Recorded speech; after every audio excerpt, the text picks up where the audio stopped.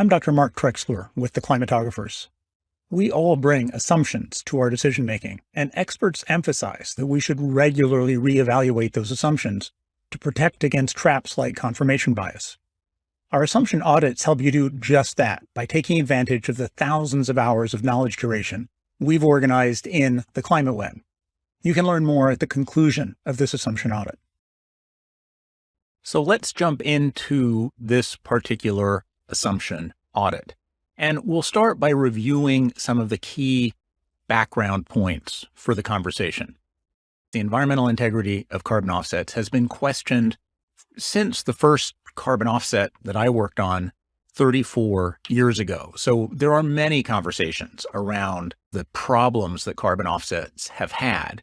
And while good carbon offsets exist, it's very difficult to differentiate them from lower quality offsets in the market because of the binary approach that we use today, where a ton either is or is not qualified as a carbon offset. So once it is qualified as a carbon offset, there is no real way to tell how good a carbon offset it actually is. And the problem with that is the fact that the different key variables for offset quality and climate integrity in particular occur along a continuum. So whether it leaks, whether it's permanent, whether it's additional, you can have more or less confidence in that fact.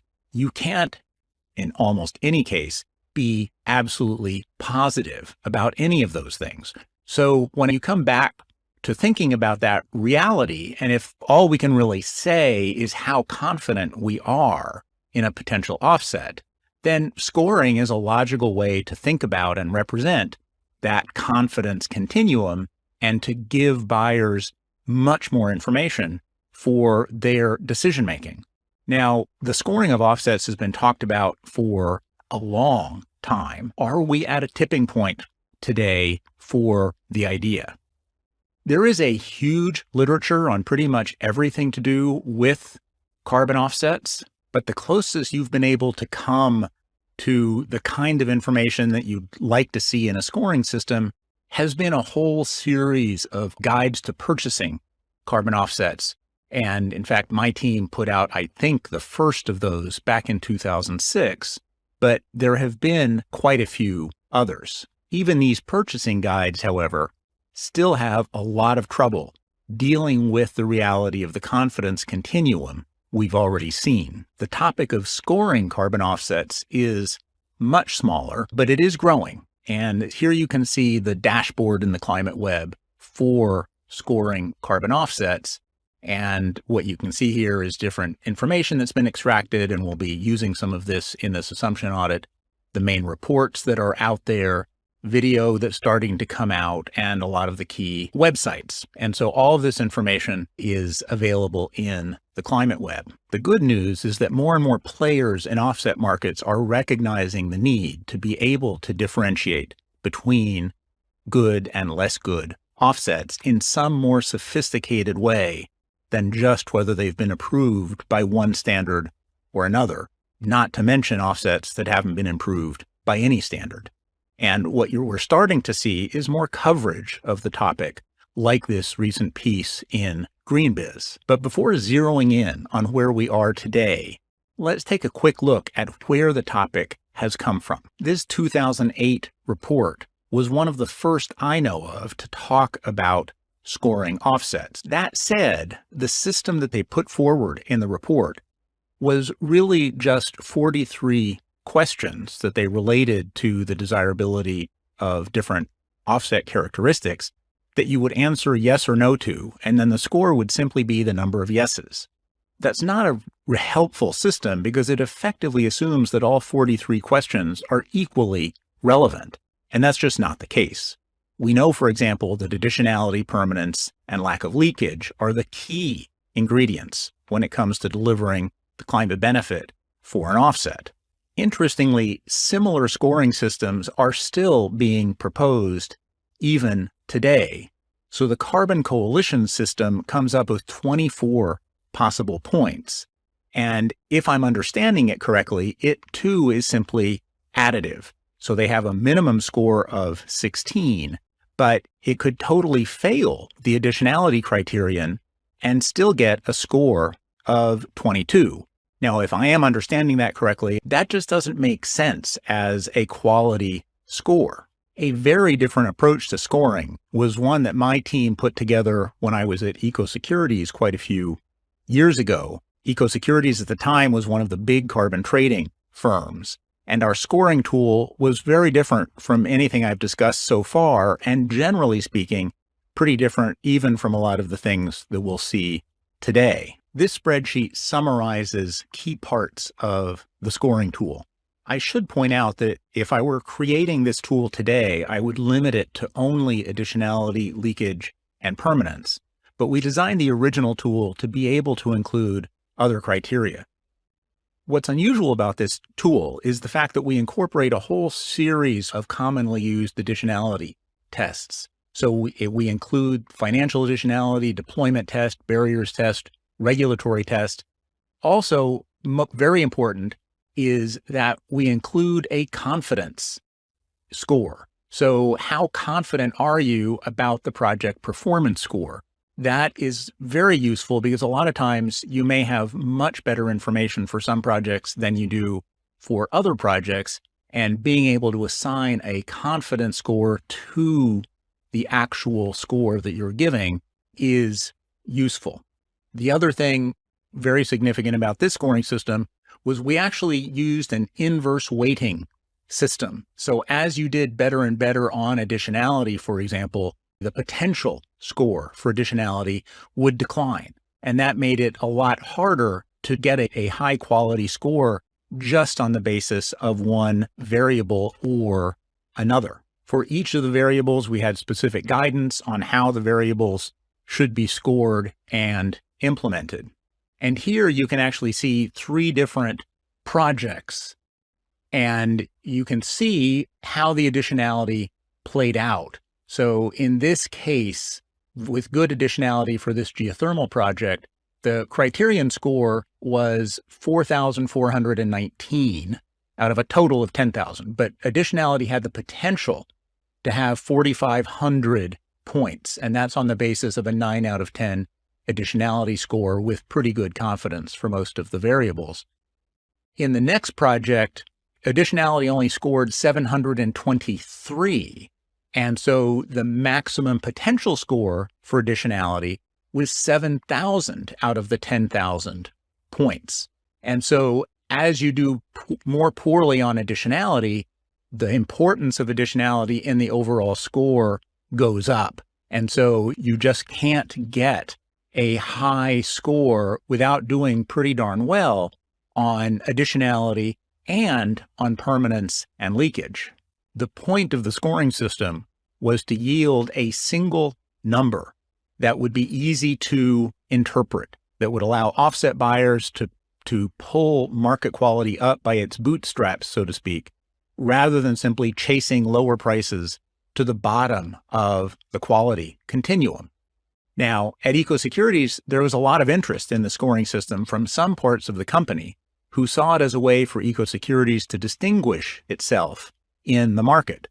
But other people in the firm realized that a lot of the company's credits probably wouldn't score very well, so it ended up not going anywhere. And they were right. A good scoring system would have been very disruptive to the offset market at the time, and in fact, it still would be today. So now let's fast forward to several initiatives that are in place today working to come up with a scoring system.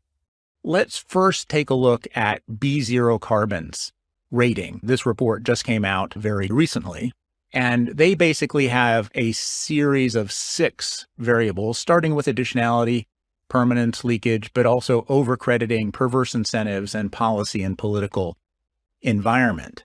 The weightings of the variables are fixed, in this case 50% for additionality, and the fixed weighting creates a problem. Permanence, for example, has 10% of the score, meaning, I assume, that you can get a 90% score without any permanence of your offset, which is counterintuitive. You shouldn't really be able to get a great score if you know that an offset can't deliver on permanence. The other odd thing about this particular rating is the scale that it uses, A to AAA. The worst the project can do is to be an A, which seems to me like a significant challenge for users in the market to really comprehend what they're buying, and opens the system up to a lot of potential greenwashing, because everybody can say that they're selling A-grade offsets when in fact A is the worst category of offsets under this particular system. Next, let's look at Silvera, which also has a white paper out on its system. And unlike the one that we just looked at, they actually go from AAA to D, which I think is a lot more intuitive. Silvera says that their methodology prevents a good score without good additionality, but their system is proprietary, so it's unclear how they really implement the scoring system. And I certainly get why Silvera might want to keep its algorithms proprietary, but I'm not sure how that will work to overcome the suspicions that are so prevalent today in offset markets. Now, last in terms of existing scoring systems is the Carbon Credit Quality Initiative. It's not a company, it's a consortium of NGOs and think tanks. The system has been under development for quite a while, starting with a white paper that came out 2 years ago at this point, followed by a more in-depth methodology, version 3 of which was just released. It's not a simple system. It has quite a few different quality objectives, and then it has multiple criteria for each of those objectives. So it's pretty intensive in terms of the amount of information that needs to go into it. Something I'm happy to see in this methodology is that they've adopted the same kind of inverse weighting that I mentioned for the scoring system that my team had developed a number of years ago. And that's a very good sign for this particular scoring system. There is a website that you can go to, and all you really have to do is put in this information in order to get a score, because they're doing it at the sector level, the geography level, the level of who issued the carbon credits, et cetera, and trying to tell you how good a particular project is based on those characteristics, as opposed to getting into a project-specific determination. When you put that information in, for example, this is for efficient cook stoves under the verified carbon standard located in Nigeria, et cetera, what you get is a series of scores for each of the quality objectives. So it's not one score. And I think that's potentially pretty confusing in terms of how people are supposed to interpret it. And because it's sector-based and not really project-based, you can get some counterintuitive results. For example, it gets a good score in terms of facilitating transition towards net zero emissions, but a very poor score in terms of additionality and the other relevant variables under this quality objective. Of course, a project that isn't additional really isn't facilitating a transition towards net zero emissions. So it's a little bit counterintuitive in that regard. So those are the scoring systems that I'm familiar with right now, but there are other groups like Calyx Global that are working on a scoring system. And I've also seen that Abatable says it's working on a scoring system, but neither of those scoring systems is currently public or in use. So let's jump to some final points. The good news is that a lot of carbon offset players recognize the need for a scoring system. The bad news is that we could end up with a whole series of scoring systems, and some of them may be black boxes. And so the situation could get pretty confusing. In addition, scoring systems are trying in many cases to include too many variables, which makes the scores a lot harder to interpret and a lot easier to game or greenwash. The more variables you're covering, the harder it is to really know how a project is doing, specifically when it comes to additionality, permanence, and leakage.